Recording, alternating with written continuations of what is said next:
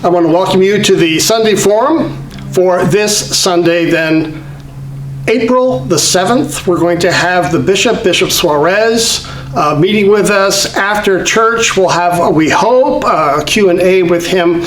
And so I thought I'd add something special this week. I gotta warn you, you're gonna have to watch it twice to get it, but it is this brief, whimsical telling of church history from Martin Luther to today from TikTok. And it's quick, you'll have to watch it twice because it's clever. It tells the story, like I said, in a funny sort of way, especially because every time there's a fight in the church, it turns into a denomination. It's funny, but it's true. So I'm warning you, you're gonna have to watch it twice because it's a great video. It's a quick rendition of church history. I don't agree with the ending. I don't agree with some of the way they describe the mainline churches, but this is a helpful piece in getting our arms around what's happening in the church in the United States and in Europe. And so watch the video, study it twice, and we'll find a time in the future where we can discuss church history here at Emmanuel Lutheran Church. Thanks for joining us on the Sunday Forum. Bye-bye now. Martin Luther has something to say. 95 things, actually, so he nails them to the door of the church. Maybe he can fix the church. Except no, he gets kicked out. But churches keep siding with him, and doing the Reformation anyway. So he begins reforming the church's teachings, saying that salvation's by faith alone, purgatory's not real, and the Bible is our ultimate authority.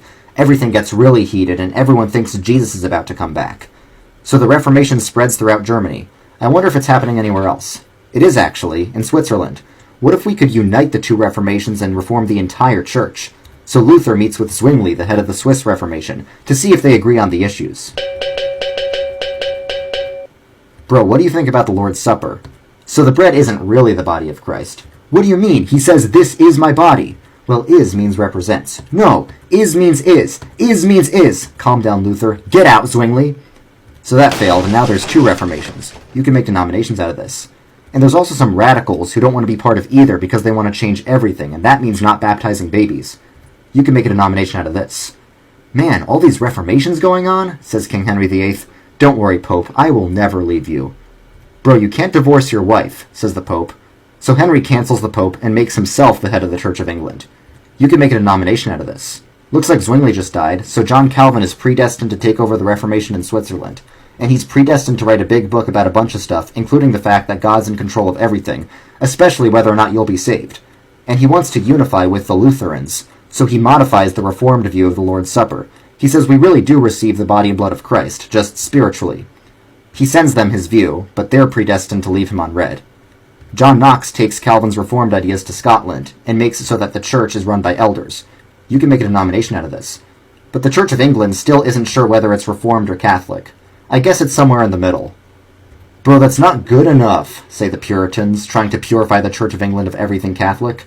You can make a denomination out of this. Some of them give up on trying to purify the church and just run away to America. It takes a bit of time for the dust to settle, but once it does, it's time for Protestant scholasticism. Let's write down everything we believe and put our beliefs into neat theological systems. The Dutch Calvinists are writing everything they believe, including the whole predestination thing. Arminius is one of them, but he doesn't like that part, so in response, the Dutch Reformed clarify what the Calvinist position is. But aside from that, this inspires people to start a bunch of universities to study all sorts of things, and people's religious beliefs inspire them to make advancements in math, music, law, and philosophy, and now it looks like we've got Christianity all figured out. Bro, this is all going way too far. We need less of this nerdy theology and more personal piety, say the pietists who think the Lutheran churches are getting way too nerdy. And they invent the concept of a Bible study because everything needs to be more personal. Something similar is happening in the American colonies, where a bunch of preachers go around and preach personal religious experience over religious ritual. Is this a good thing? Churches split over this. One of these awakening guys is John Wesley, who wants to awaken the Anglican Church, which he thinks has gotten spiritually cold. He starts a movement which ends up making a denomination out of this. So all this questioning of religious authority is leading people to question everything, which leads to the Enlightenment. America questions whether they need a king. France goes even further and questions whether they need God. I bet they're going to be the most enlightened people ever. Oh wait, no, they just killed everyone. Let's not do that. But anyway, the Enlightenment makes everything more secular, and some people adopt a more deistic view of God, which causes other people to think we need another Great Awakening. People are starting to distrust traditional religion, so now we've got revivals, social movements, and societies galore. There's also the Restorationist movement, where people try to rebuild Christianity from scratch. You can make a bunch of denominations out of this, some of which are actually heretical. And do I even need to say it? But that's all going on in America. How's Europe doing? Prussia just said the Lutheran and Reformed churches in their country have to unite, and they end up just being Reformed. So some of the Lutherans run away to America. I wonder how the Catholics are doing. I haven't checked in on them in a while. They just had a council where they said the Pope can make infallible statements. Things are pretty crazy for the Protestants, too. They're being influenced by the Enlightenment, which leads to theological liberalism, which is basically where Christians stop believing in Christianity. You see, now we're enlightened. We know miracles can't happen because there's no examples of them happening, because all supposed examples of miracles have a natural explanation, because everything has a natural explanation, because miracles can't happen. Makes perfect sense. So there's no virgin birth, no divine revelation, Jesus didn't do any miracles, and there's no resurrection. Bro, you're denying the fundamentals of Christianity! Say the fundamentalists yelling at the modernists who are beginning to take over the mainstream churches. But the instinct of the fundamentalists isn't really to reform the churches, it's more like they want to run away, because they're still coming out of the Great Awakening. And they're beginning to distrust everything mainstream, like mainstream schools, mainstream universities, mainstream science, and they want to retreat from the cities because they think Jesus is going to come back anyway, so they should just retreat to the rural areas until that happens. And with the fundamentalists gone, it just makes the mainline churches even more theologically liberal. Yo, a bunch of people just had some serious spiritual experiences on Azusa Street. You can make a denomination out of this. Also, sick of theological liberalism? Karl Barth sure is, because after World War I he realized that human progress can't save us. But he's not a fundamentalist either, so he has a sort of middle ground. And he signs a statement with Dietrich Bonhoeffer saying they're not going to be fascist. And after World War II starts, yeah. After the war is over, the State of Israel forms, which causes a rise in dispensationalism, which is where people think Israel's going to make Jesus come back. Also, some fundamentalists want a more friendly diet version of fundamentalism, partly because they don't like racial segregation. Speaking of evangelicals, a lot of churches are now non-denominational. It's actually Baptist, but don't worry about it.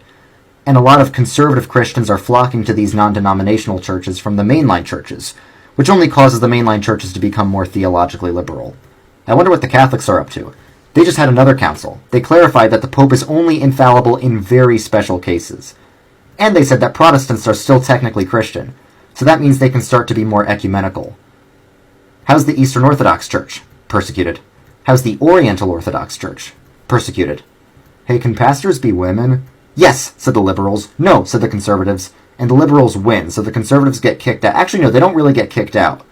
But they run away anyway, and they make their own evangelical denominations, which only causes the mainline church to get more theologically liberal. These evangelical denominations have a new style of worship music, and their numbers are rising, even though Christianity in the West overall is collapsing. It's exploding in Africa and Asia, though. Hey, can marriage be gay? Yes, said the liberals. No, said the conservatives. And the liberals win, so the conservatives run away again.